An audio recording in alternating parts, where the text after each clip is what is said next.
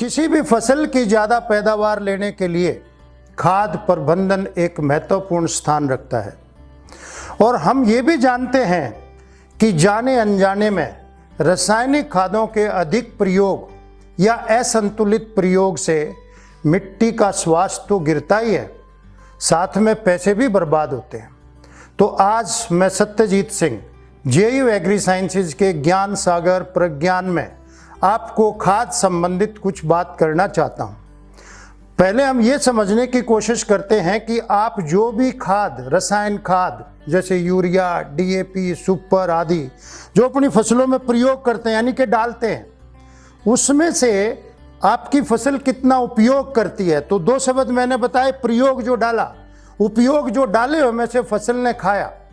तो आपको जान के हैरानी होगी कि जो भी आप खाद अपनी फसलों में प्रयोग करते हैं उसका एक बड़ा हिस्सा फसलों के काम नहीं आता है, बहुत कम हिस्सा ही फसलें उपयोग कर पाती हैं। यूरिया 3 में से 1 बैग काम आता है, यानी कि 30 से 33%, 34%। और डीएपी के केस में या फास्फोरस वाला खाद सुपर के केस में तो ये सिर्फ 15 से 20% तक ही काम आता है। तो अगर हम एक चीज़ सोच के देखें कि अगर हम उपयोग बढ़ा दें, जो आपने प्रयोग किया था उसका अगर हम उपयोग बढ़ा दें तो प्रयोग को कम कर सकते हैं कि नहीं। इसी तरह आप यह स्लाइड में देखेंगे कि मैंने इस स्लाइड में 10 एरो दिखाए, यानी कि मैंने प्रयोग दिखाया कि 10 बैग आपने एक साल में प्रयोग किए, इसमें से आपकी फसल सिर्फ 3 उपयोग करती है।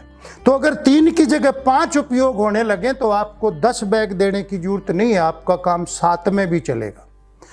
और ये काम बहुत आसानी से जेयू एग्री साइंसेज के इकोमैक्स और एजोमैक्स द्वारा किया जा सकता है, लेकिन आप लोगों को यकीन नहीं होता है।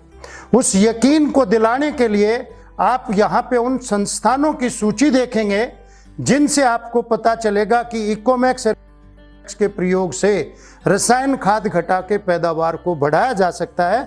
इनमें सबसे पहले देखिए आप, धान के अंदर 2018-19 में आईसीआर का इंस्टीट्यूट करनाल, फिर गेहूं में 2012-13 में आईसीआर डीडब्ल्यूआर करनाल, फिर गेहूं में 2018-19 में आईसीआर के इंस्टीट्यूट डीडब्ल्यूआर करनाल के अंदर, इसी तरह कपास के अंदर राजस्थान में गंगानगर, फिर दूसरा गंगानगर में फिर किया 2019 के खरीफ सीजन में, फिर कपास में महाराष्ट्र में अकोला के यूनिवर्सिटी के अंदर, इसके बाद मूंगफली में Rajasthan agriculture university Bikaner, soybean में आईसीआर का इंस्टीट्यूट इंदौर के अंदर वहाँ पे ट्रायल किया, आलू के अंदर गुजरात में डीसा के अंदर किया, और धान के अंदर बंगाल के अंदर 2016-17 में किया।